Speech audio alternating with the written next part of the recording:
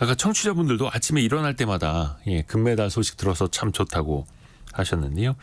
프랑스 파리 올림픽 오늘로 7일차입니다. 그리고 남자 펜싱 그 단체 대표팀 사브르 단체전 3연패를 달성하기도 했고요. 근데 많은 분들이 들으셨을 텐데 특히 우리나라가 활, 칼, 총, 칼, 활, 총을 다루는 이 분야에서 정말 잘하고 있습니다.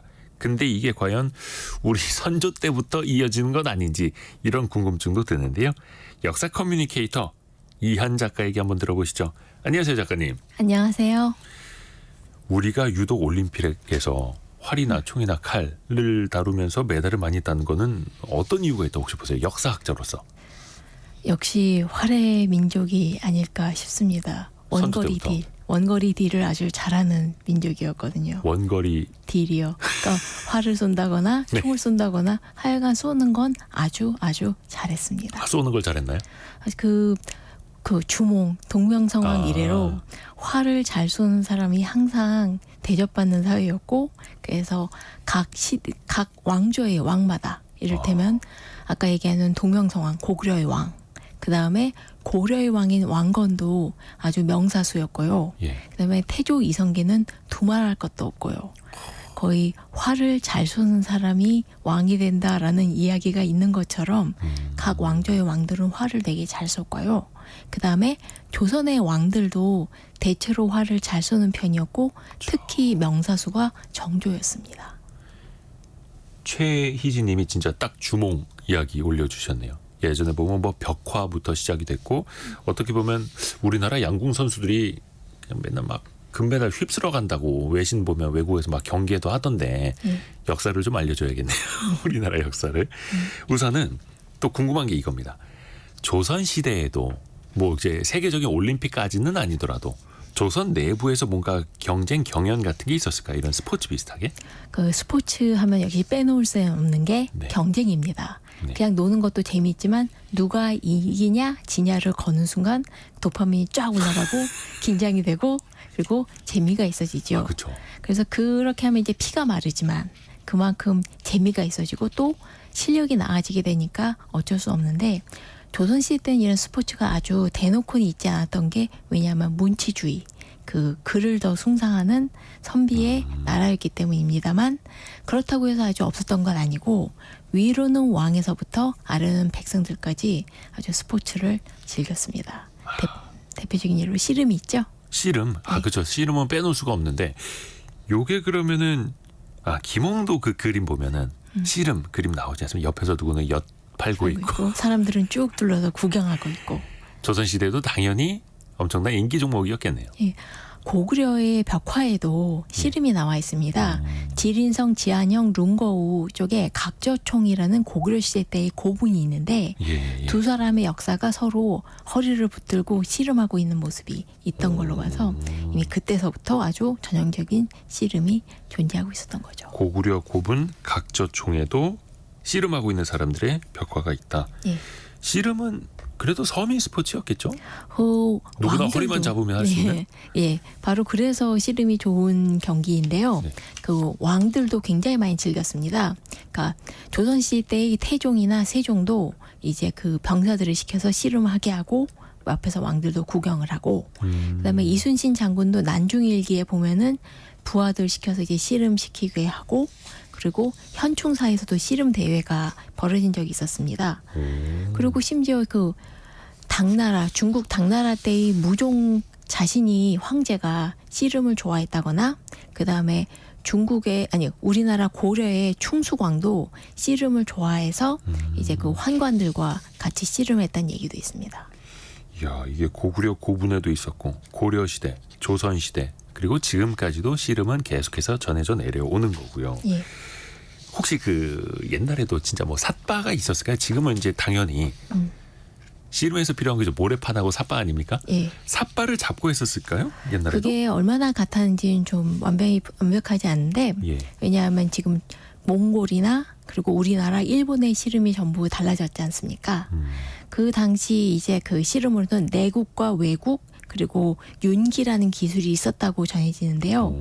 내국은 배지기, 그 외국은 등지기, 그리고 윤기는 딴죽걸기이고 네. 그래서 외국 사람들 와서 이게 고려기, 즉 고려 기술이라고 부를 정도의 그런 씨름이 있었던 것으로. 중국에도 뭐 씨름도 있고 또 몽골에도 비슷한 씨름이 있지만 예. 고려의 기술, 예. 고려기 이게 중요하네요.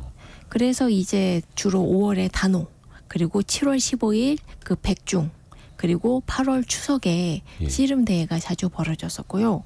그리고 이제 서울에서는 그 남산 아래 그 녹사장이라는 데서 씨름이 자주 벌어져서 거기 힘센 사람들이 몰려들어서 대회를 했다고 합니다. 녹사장이요? 예, 지금 녹사평의 어원이 된 곳입니다. 녹사평의 어원. 예. 근데 거기에서 씨름이 많이 예. 펼쳐졌다.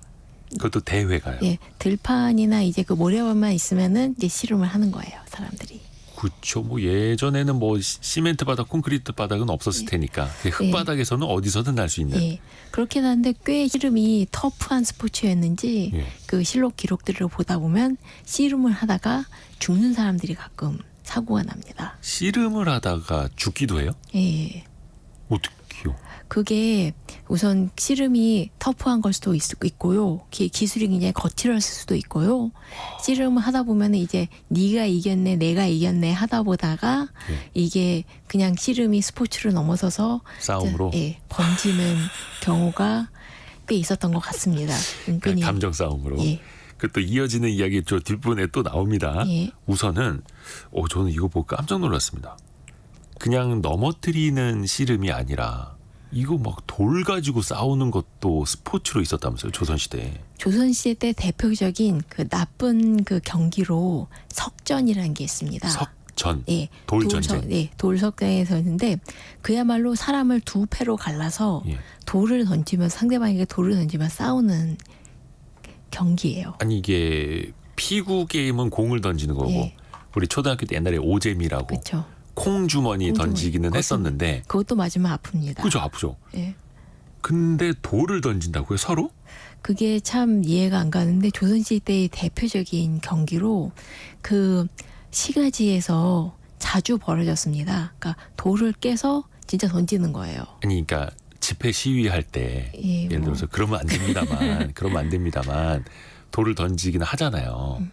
근데 예. 그게 아니라 그냥 편을 갈라서 경기를 했다는 거예요. 돌 던지는 경기. 예. 그걸 했기 때문에 그래서 당연히 사람이 돌 맞아 다치고요. 죽는 사람도 많이 나왔지만 예. 이 시합이 워낙 중독성이 있어서인지 굉장히 많은 사람들이 국가에서 금지했는데도 불구하고 계속 벌였고요.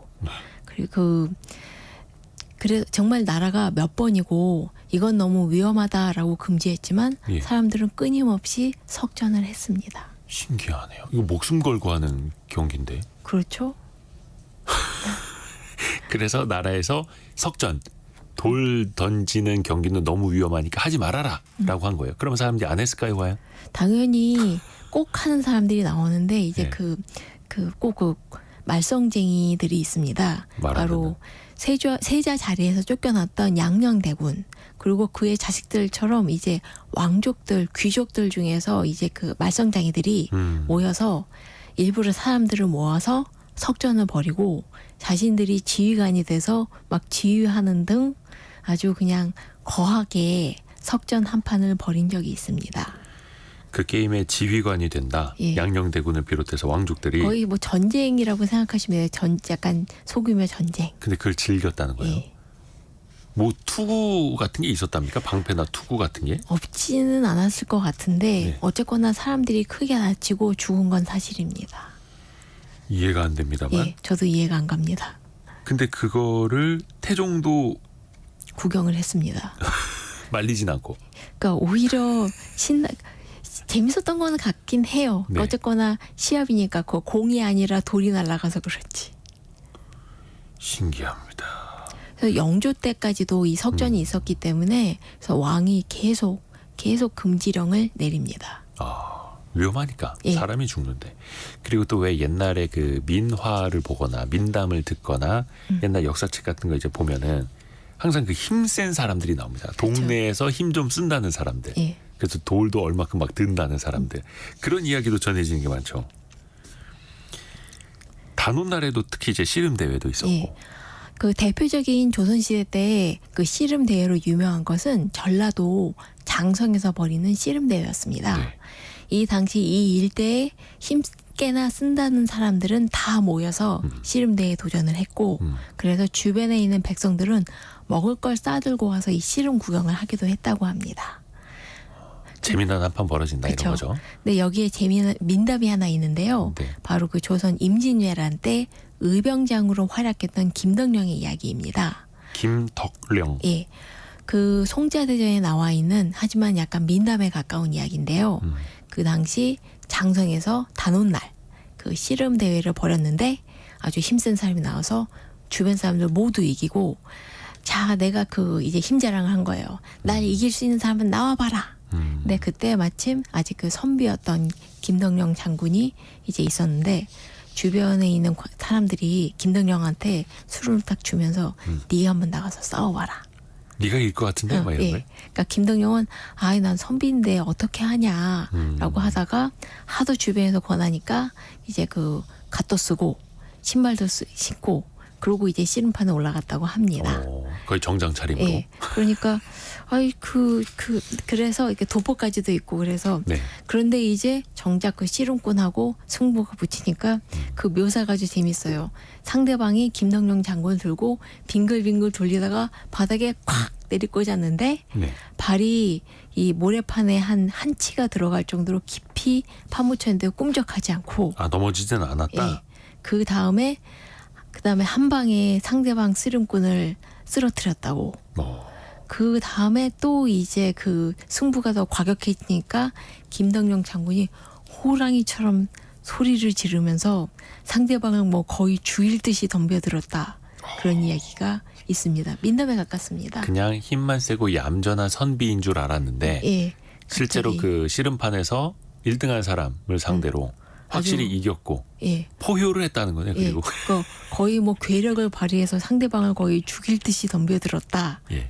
이야기까지 있는데, 그러니까 이게 그 민담이니까요. 그러니까 그렇게 그 나중에 의병장이 된 사람인 만큼 아주 강력했다라는 이야기 뜻으로 이해하시면 될 것 같습니다.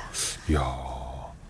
그러니까 힘도 세고 주변에서 되게 유명했었겠네요. 그래서 예, 근데 이분이 나중에 의병장이 된 예, 임진왜란 때 그 힘을 그리고 그 머리를 나라를 위해서 쓰신 분이네요. 예. 멋진 분이네. 근데 이때 단오날 그 씨름 대회도 벌어진다고 했고 추석에도 당연히 벌어지고 예. 뭐 이기면 뭐라도 있었습니까? 거한 상품이? 그 이제 씨름판 하다가 물론 이제 내기 때문에 그러니까 이기니 지니 그런 승부욕 때문에 싸움이 벌어진 경우도 있었습니다만 그냥 승부욕 또 내기. 그리고 또 이제 씨름 대회는 보통 큰 상이 주어집니다. 항상 그 왕이 씨름 대회 벌일 때도 우승자에겐 상을 줬었는데요. 예. 이 장성의 씨름 대회의 상으로 가장 유명했던 건 바로 소 한 마리였습니다. 소 한 마리. 예, 지금 우리나라 명절 때 천하장사 대회일 때 이제 소 나오잖아요. 소. 예, 그렇죠, 그렇죠. 그 천하장사가 마지막에 소 이렇게 끌고 모래바 한 바퀴 돌고 돌죠. 예. 꽃가마 타고 아 조선 시대에도 소를 줬던 거예요? 왜냐하면 그 소가 그 우선 이제 그 농사의 길에 되는 농기구이기도 했고요. 그다음에 커다란 동산이기도 했고 그 아주 맛있는 식재이기도 했기 때문에 이 소 한 마리 주는 게 굉장히 큰 상이었고 또 명예가 있기도 했죠. 그러니까 이 씨름을 두고 이제 싸움이 벌어지고 그런 것이 우리로서는 이해가 안 갈 수 있지만 그 당시 그 뜨거운 그 핫한 분위기에는 이해할 수 있지 않을까 싶어요. 당시에 소 한 마리면은 뭐 엄청난 부자가 되는 그쵸. 거였잖아요. 그렇기 때문에 이제 그 지금도 천하장사 및 그 씨름 대회의 트로피에는 그쵸. 소가 들어가죠. 아 그게 현대에 그냥 만든 게 아니라 조선 시대 때부터 그렇게 또 전해져 내려왔던 거네요. 씨름 대회에서 우승하면은 소 소 한 한 마리. 마리. 근데 그것도 이제 천하장사 뭐 이렇게 또 타이틀도 멋있고 그 체육 특기생이나 어떤 특채처럼 어떤 특별한 능력이 있을 때 별도로 스카웃되는 일도 있었을까요? 우선 그런 이 스포츠는 그냥 놀이를 떠나서 그 신체 기량이 얼마나 뛰어나냐를 보여주는 기능도 있었죠. 그래서 나라는 항상 이런 인재를 뽑았습니다. 특히 병사가 필요할 때요. 그래서 숙종 6년 때를 보면은 그 모래 20마를 쌀가마니에 집어넣고 이거를 들어올리게 하는데 네. 전부 다 들어올린 사람 한 명도 없고 반쯤 들어올리면은 이제 병사로 그 군관으로 뽑았고요. 그다음에 씨름을 잘하거나 높이뛰기를 잘해도 이제 군관으로 뽑았습니다. 그 높이뛰기 이게 초거라고 하는데요. 그 또 이제 중요한 건 또 활쏘기입니다만 활쏘기는 이제 약간 나중에 또 얘기 나오니까 하고요. 이렇게 몸 쓰는 실력이 뛰어나서 왕의 총애를 받은 사람도 있었으니 바로 그 천하의 간신인 유자광입니다. 유자광. 예. 이분은 뭐 음모를 많이 꾸몄던 분이라고 하던데요. 예. 근데 처음에는 또 이분이 처음부터 뭐 이렇게 미움을 받았던 사람은 아니고, 그렇죠? 근데 이 유자광이라는 사람이 초거? 예, 그 높이뛰기나 그런 걸 되게, 예. 그러니까 몸을 되게 잘 쓴 사람이었고, 덧붙이자면은 생긴 것도 굉장히 남자다웠게 잘 생겼다고 기록에 나와 있습니다. 그래서 이 사람이 워낙 그 무오사화를 일으키는데 한몫을 해서 그 수많은 선비들을 죽인 그 악다, 그리고 이제 나중에 연산군한테 빌붙었다가 중종 반정에 참여했던 정말 줄타기를 잘하는 사람인데요. 처음에는 연산군 쪽에 붙어 있다가 나중에는 180도 돌아서서 예, 연산군을 폐위시키는데 또 일조한. 예. 아이고야. 시대의 승부사였는데요. 승부사.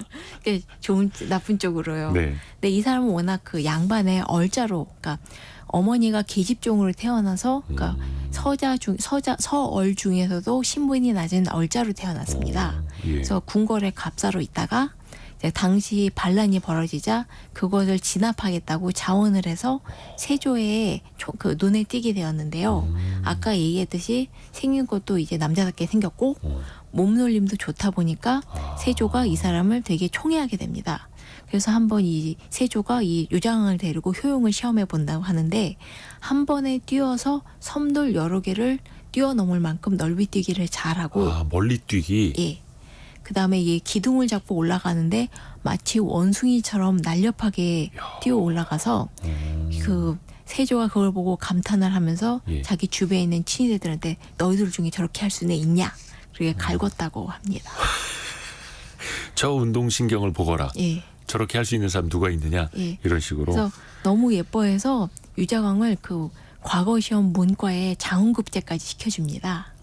그래서 워낙 그 답안지는 잘 못 썼다라고 시관들이 얘기했는데 그 세조가 나는 천하의 인재를 얻었다라고 우겨서 장훈급제까지 시켜줍니다. 요거는 좀 따져봐야 되겠는데요. 일단 예. 유자광이 문과에서 장원급제했다. 예. 무과가 아니라. 예, 야, 요거는 이제 세조가 뽑아준 거네요. 네 그렇습니다. 즉 그리고 아까 우리 활 이야기 하지 않았습니까? 양궁. 이게 뭐 그렇죠. 조선 시대에는 양궁 개념은 아니고 이제 활 개념이었죠. 예, 최종병기 활 아닙니까? 그렇습니다. 역시 활을 잘 쏴야 인정을 받았다고요. 조선 시대에도. 예, 그 고대 중국의 예법서인 주례를 보면 육예라고 해서 6가지 선비가 갖춰야 할 6가지 예절이 있습니다. 예, 악, 사, 어, 서, 수입니다만 예는 예법, 그리고 악기, 그리고 활쏘기, 마차 몰기, 글쓰기, 그리고 수학입니다. 네, 그러니까 그렇기 때문에 그 양반도 그 말도 탈 수 있어야 되지만 활도 잘 쏠 수 있어야 했습니다. 옛날 이야기에 까치의 구렁이 보면은 구렁이가 이게 까치를 먹고 있는데 지나가던 선비가 갑자기 활을 꺼내서 쏴서 까치들을 구해주잖아요. 우리 생각으로는 아니 왜 지나가던 선비가 활을 가지고 있지라고 생각하겠지만 네네네. 그 선비가 활 쏘는 게 취미였을 수도 있고 무과에 급제하려는 사람일 수도 있고 그리고 선비들이라면 활 쏘기 정도는 기본 소양이었습니다. 호신용이었을 수도 있을까요? 예, 예. 호신용으로 활을 들고 다닐 수도 있고. 그렇죠. 그리고 저녁 반찬을 만드는 용도일 수도 있죠. 그러니까 새가 보이면 바로 활시를 당겨서 잡을 수도 있고. 네, 토끼나 사슴이나 뭐 어느 곳이나. 그렇죠. 먼 거리에서도. 그렇죠. 그 시절에 또 사냥도 많이 했을 테니까요. 그 아까 잠깐 이야기를 초반에 해주셨는데 예. 주몽 이야기도 나왔고. 예. 이게 역사서 보면 그냥 그분들을 위대하게 포장하는 건지 모르겠습니다만 왕들이 활을 잘 쐈다는 기록들이 많잖아요. 그렇죠. 그 고려 태조 왕건도 한 100걸음 바깥에 솔방울을 맞출 수 있었다라고 돼 있고요. 그다음에 100걸음 바깥에서 솔방울을 맞췄다고요? 네. 그리고 이제 이거 X10 아닙니까? 양궁으로 따지면? 그렇죠. 그다음에 태조 이성계 같은 경우에 정말 실전 화살이었는데 예. 당시 외구의 장군이었던 아지발도라는 사람을 상대로 해서 활을 2번 쏴서 첫 번째 화살은 이제 이 투구를 벗겨 넘기고 그다음에 2번째 활로 명중시켜서 적장을 쓰러뜨렸다. 이성계가. 예. 그런 게 있죠. 물론 옆에서 약간 도와주는 같이 쏴준 사람이 있긴 하지만 어쨌든. 조선 시대에도 또 양녕대군도 그렇고 예. 정조도 그렇고 정조 같은 경우에는 굉장히 명사수였다고 하는 게 본인도 되게 자랑을 했고 네. 신하도 같이 이야기를 했어요. 보통 이 조선시대 때 활 쏘는 기분은 순이라고 해서 5발을 쏘는 게 기본 한 단위였거든요. 그래서 10순 즉 50발을 쏩니다. 근데 정조 같은 경우는 50발을 쏘면 50발 다 맞출 수 있지만 겸손해 하기 위해서 일부러 49발만 맞추고 한 발은 안 맞춘다. 한 발은 겸손이다. 예. 인간적인 면을 좀 보여야 되기 때문에 네, 그게 더 뭐라고 해야 되나 모험하지만 그게 더 짜증나지만요. 그렇지만 이거 정조가 그렇게 썼고 그다음에 신하들도 그렇게 썼어요. 우리 임금님은 50발 다 맞출 수 있지만 일부러 49발만 맞추신다. 그거를 이제 정조 입으로 얘기했다는 거. 정조가 얘기하고 신하들도 그렇게 자기 문집에 적었습니다. 그래서 잘 쏘긴 잘 쐈던 것 같아요. 정조가 특이한 사람이었네요. 자기 자랑도 좀 할 줄 알았던. 자기 자랑 만땅이었던 사람입니다. 아, 그래요? 정말 많이 했어요. 그래서 이 사람 호가 만천주인 만천주인이라고 해서 거의 이 천하의 모든 것이 주인이다라는 식의 호를 쓰기도 했거든요. 그러니까 그래요. 자기 자랑이 좀 강했던 사람이고 실제로 잘난 사람이기도 했고. 잘났죠. 그렇죠. 근데 우리가 항상 그 드라마 속 그 배우의 이미지로 이게 많이 떠올리다 보니까 상상이 잘 안 가기는 한데 정조도 자기가 활 잘 쏜다고 자랑을 많이 했다. 예. 근데 참 이게 임금님이 되려면 기본적으로 활 쏘는 거는 소양으로 또 갖춰야 됐던 거였고. 그 정조가 유난히 잘 쐈던 것 같긴 합니다. 특히 정조가요? 왜냐하면 세종대왕이 활 쏘는 건 별로 연상이 안 되다가 그런 기록도 별로 없네. 예, 세종이 활 쏘는 거 양녕대군이 활을 잘 쐈다는 얘기는 있지만 네네네. 세종이 활 쐈다는 기록은 제가 못 찾아본 것 같습니다. 그래요. 네, 잘 쏘셨을 것 같잖아요. 눈도 안 좋으시거든요. 하도 책을 많이 읽으셔서. 근데 사실 역사 속 위대한 인물들이 대부분 활을 다 잘 쏘더라. 그건 또 아닐 거고 유독 활을 못 쏴서 기록에 남은 사람도 있나요 혹시? 네, 여기서 등장하는 게 또 우리의 다산 정약용 선생입니다. 다산 정약용 선생이요? 왜요? 다른 사람들은 보통 자기가 잘했다는 것만 이야기하는데 예. 이분은 자기가 못했다는 걸 솔직히 적었어요. 인간적이네. 네, 그래서 이제 1792년 정조가 이제 규장각에 신하들을 문신들을 불러다가 활 쏘기를 시킵니다. 그래서 아까 얘기한 대로 보통 10수는 50발을 쏘게 하는데 그 50발 중에 정약용은 딱 4발 맞춥니다. 50발 중에 4발. 네. 그러니까 아주 못하고 그래서 이제 워낙 이 활 쏘기를 잘 못하면 왕이 벌주를 내렸습니다만 이때 정조는 좀 다르게 합니다. 너희들 내가 술 주면 칭찬한 건 줄 알겠지? 아니야. 가서 활 잘 쏘게 될 때까지 돌아오지 마 하면서 정약용을 비롯한 그 활 못 쏜 문신 5명을 그 훈련도감 그 당시에 이제는 그 부경이라고 하는데 그 한마디로 해병대 캠프 같은데 훈련소 같은데. 예, 훈련소에 집어넣고 이제 20% 명중률을 맞추기 전까지는 못 돌아오게 합니다. 와, 아니 그 당시에 정약용 정도 되는 이제 규장각의 문신들이라고 하면 지금으로 따면 뭐 장차관급들? 그건 아니고 이제 뭐 학자들이죠. 학자. 예, 그러니까 국가연구소, 국가인문연구소의 그 사람들인데, 그러니까 그것도 거의 뭐 연구소장급들. 뭐 그렇게 굉장히 그러니까 당시 조선에서 제일 똑똑한 사람들, 과거에 다 급제한 똑똑한 사람들을 고려다가 이제 너희들 활 잘 쏠 때까지는 돌아오지 마라 하면서 정말 훈련소에 집어넣은 거죠. 그러니까 그 비유를 하자면 굳이 비유를 하자면 대학 교수들 집어넣은 그 대학 거예요. 교수님들이나 총장님들, 국책연구기관 연구원장님들을 해병대 훈련 캠프 보낸 거랑 비슷한 그렇죠. 거예요. 그래서 정약용이 정말 너무 못했는지 네. 활을 한번 말을 탈 때마다 주변 사람들이 크게 웃었다고 합니다.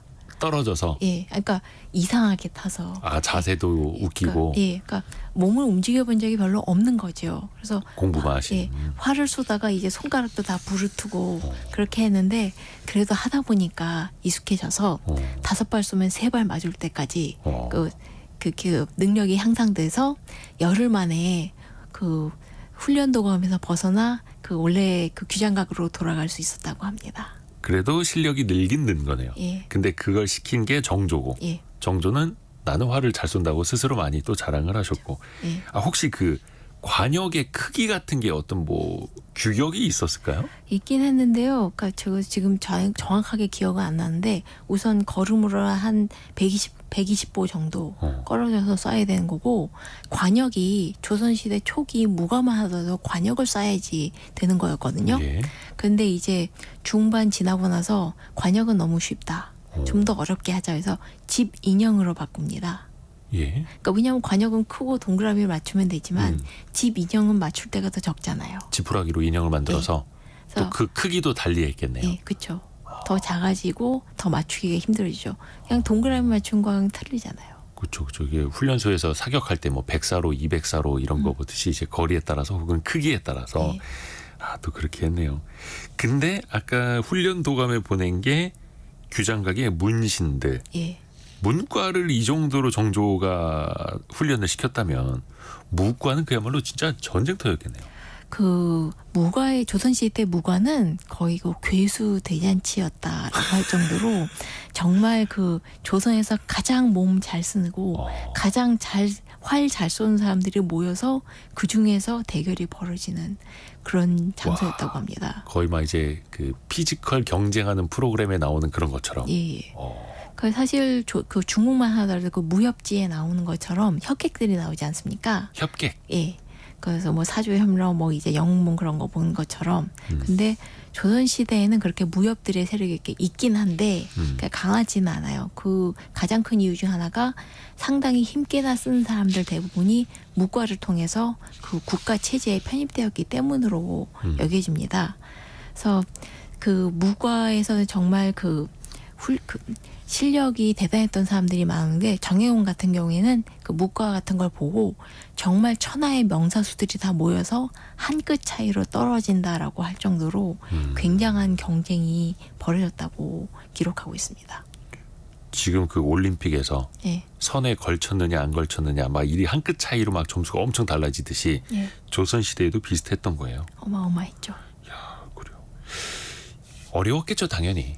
그 과거에 급제하는 것도 어렵고 사실 시험 한 문제 더 풀고 못 풀고에 따라서도 당락이 달라지는 것처럼 무과에서도 그 유명한 이야기입니다만 이순신 장군도 무과에 급제할 때 10등이었나요? 12등이었나요? 12등이었습니다. 12등.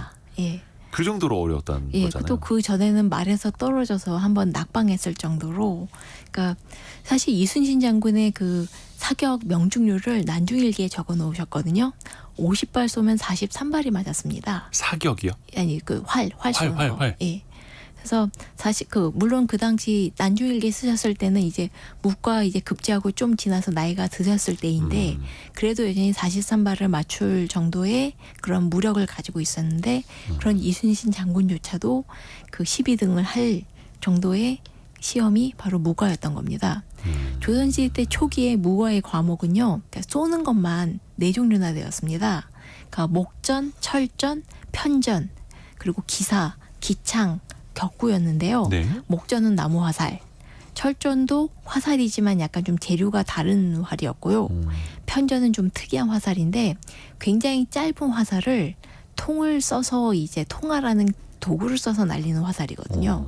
그래서 이게 굉장히 특이한 조선 특유의, 그러니까 다른 데도 있긴 했지만 조선의 가장 장기인 화살 중에 하나였습니다.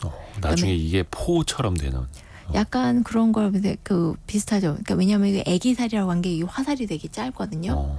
그렇기 때문에 이 편전이 좋은 게 우리는 화살을 쏠 수 있지만 그러면 워낙 그냥 화살을 날리면 적도 화살을 주어서 쏠 수 있거든요. 근데 이 편전은 짧기 때문에 우리만 쏠 수 있고 상대방은 못 쏴요. 상대방이 다시 그거 주워서 쏠 수도 있으니까 더 짧게 만들어서. 예. 그러니까 그런 거 있었고 그다음에 기사는 말 타고 활 쏘기. 그리고 기창은 말 타고 창을 휘두르기. 그다음에 격구는 말 타고 이제 공놀이 하는 거 있잖아요. 격구, 폴로. 네. 그런 게 바로 무과였습니다. 아하. 목전, 철전, 편전, 기사. 그래서 쏘는 것만 4과목이었어요. 기사 같은 경우가 진짜 보는 것도 재밌었겠네요. 그쵸. 말 타고 가면서 예. 관역에 화살을 쏘는 거. 이것도 이제 고구려 벽화에 나와 있을 정도로 그쵸. 전통적인 사격이었죠. 굉장히 유명하죠. 제일 어려웠을 것 같아요. 근데 이게 쏘는 그 방식만 해도 네 종목이 되는 거잖아요. 예. 말 타면서 쏘는 것도 그러니까 창 휘두르는 것까지 하면은 2개. 예.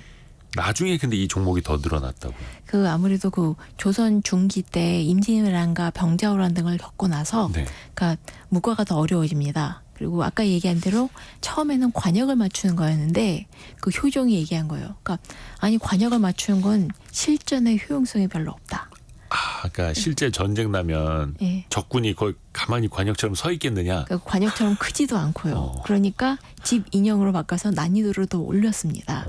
그리고 또 과목이 더 늘었는데 아까 얘기한 목전, 철전, 편전뿐만 아니라 기추, 유협전, 조총, 편추가 생겨납니다. 조총 하나 알아듣겠네요. 예. 그러니까 120보 떨어진 그 관역을 맞추는데 기추라는 것은 그러니까 말을 타고 달리면서 관역이 아닌 인형한테 화살을 쏘는 겁니다. 인형 예. 맞추기. 예. 그다음 유협전은 버드나무 이파리 모양의 화살촉을 쏘는 활인데요. 정조가 이걸 잘 썼습니다. 요게 이제 버드나무 이파리 모양의 화살촉. 예. 화살 종류가 좀 특이한 예. 유협전. 예. 그러니까 조총은 잘 알다시피 화승총이고요. 그러니까 불 붙여서 사격입니다. 쏘는. 예. 네. 그러니까 편추는 말 위에 타서 도리깨를 휘둘러 가면서 집 인형 6개를 때리는 그 과목입니다. 도리깨라고 하면 긴 막대 끝에 돌이나 철제가 매달려 있는 이런 건가요? 그 이제 그 옛날에 그 타작을 할 때 쓰던 예. 건데요. 작은 막대기 여러 개를 긴 막대기 끝에 연결해서 이렇게 휘두르는 그런 겁니다. 네. 그러니까 잘 두들길 수 있는 그런 것인데 이걸 무기로도 쓰죠. 근데 그거를 또 말 타고 달리면서 휘둘러서 인형을 인형을 때려야 되는. 때리는 것. 아주 난이도가 높았을 것 같습니다. 그래서 실제로도 이 무과 때는 정말 그 조선시대 아까 얘기했대로 정말 가장 몸 잘 쓰는 사람들이 도전을 했고요. 예. 늘 지금 스포츠도 그렇듯이 그러니까 그날 컨디션이나 행운이 굉장히 좌우를 했습니다. 그래서 이순신이 다리가 떨어질 정도였고요.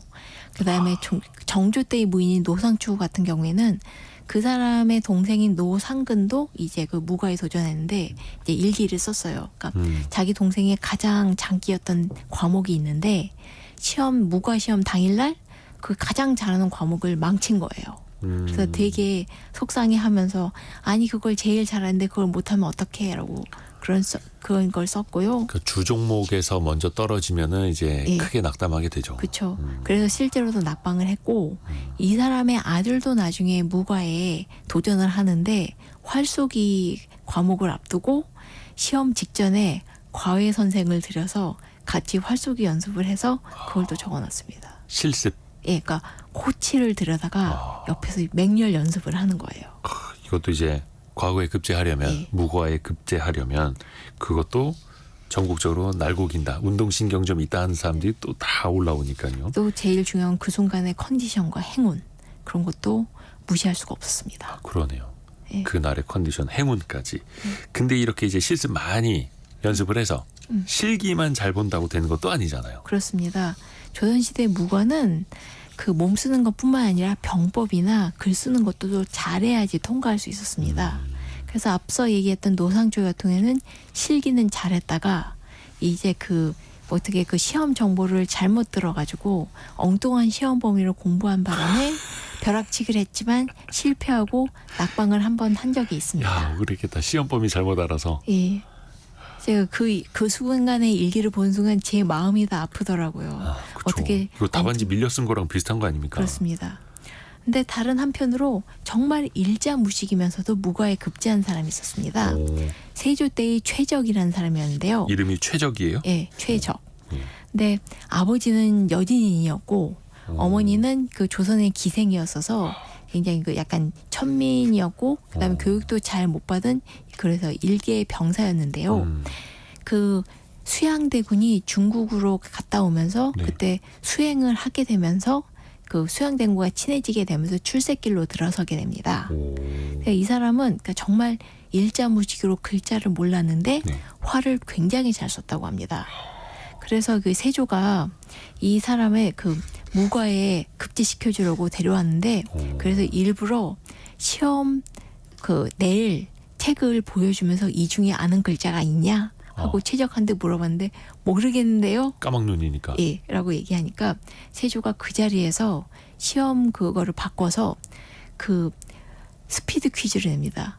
그러니까 이렇게 하면 이게 답이 뭐지? 라고 물어보니까 최적이 아 이거 뭔데요? 라고 대답하니까 그러면 통하였구나 라고 해서 붙여주려고. 예. 그래서 그 너무 자리에서 대놓고. 예. 대놓고. 과거 무과 장원을 시켜줍니다. 그러니까 시험 문제를 아예 시험지를 미리 보여줘도 일자무식이라 모르는데 네. 그걸 이제 설명까지 해주면서 그래서 이제 얘기한 거죠. 왜 병사들이 그 적전 도망이라고 하죠. 적전 도망하면 왜 병사들을 처형할까? 라고 물어보자 최적이 아니 그래야지 사기가 오르니까요. 라고 했더니 세조가 그 자리에서 통하였구나 하면서 그래서 보가 장원을 시켜줍니다. 거의 그냥 구술 시험으로 바꿔준 거네요. 그렇죠. 특별하게. 그래서 어느 정도로 무식했냐면 무식했다는 표현은 미안하지만 사실이니까요. 네. 세조가 그 최적하고 또 다른 사람 민발이라는 사람이 있거든요. 둘을 불러놓고 둘 중에 누가 더 무식하냐라고 물어보니까 최적과 민발이 서로 제가 더 무식한데요. 제가 더 무식한데요. 재밌었겠다. 라고 싸웠는데 그래서 그 아까 얘기했던 최적이 무과의 장원이었고 네. 아까 그 같이 무식한 곳에서 싸웠던 민발이 무과의 2등으로 급제시켜줬습니다. 한규봉님이 부정시험이네. 근데 이게 조선시대니까 그것도 수양대군 시절에 세조죠, 세조. 그러니까 수양대군 시절에 저기 뭐냐 그 수행을 잘해서 네. 최적이 아주 그냥 최적의 파트너가 돼서 그렇죠. 이 양반이 왕이 되니까 세조가 되니까 쫙 바로 들어준 출세. 거죠. 예, 아이 최적의 만남이었네요. 그렇군요. 한편으로 이게 활쏘기마저 도박으로 변질된 적이 있다면서요. 사실 조선 시대는 그 활쏘기가 조선의 국기였는데요. 그래서 선비들도 아까 기본 소양이었고 여성들도 꽤 많이 쏘았습니다. 근데 이러다 보면 항상 엮이는 게 술하고 그리고 내기였어요. 그래서 벌주로 아까 그 정조가 술 왕이 벌주를 내리는 정도 있긴 했지만 항상 이게 여기에서 돈 내기가 한 푼 두 푼 걸리게 되면은 이때 굉장히 크게 번지게 됩니다. 아이고. 그렇기 때문에 그 여러 번 있었어요. 그러니까 활은 쏘되 이제 돈 내기 좀 하지 마라. 그런 얘기가 나라에서. 예. 근데 항상 있었죠. 그래서 거의 그 심지어 이순신 장군도 이게 술 내기 정도는 했습니다. 그 활쏘기 부하들과. 근데 이게 돈이 얼마나 커지면 사행성이 커지면 항상 사행성. 문제가 됐거든요. 그래서 부디 스포츠는 즐기되 너무 지나치게 사행성을 빠지진 않았으면 좋겠습니다. 지금 뭐 가끔 이제 뉴스에도 내기 골프 판이 너무 커진 것도 뭐 이렇게 나오고 막 법원 판결도 나오고 하는데 사행성, 내기 활쏘기 이런 것도 조선시대에도 마찬가지였네요. 이한 작가와 함께 조선시대 스포츠 이야기도 들어봤습니다. 고맙습니다. 감사합니다.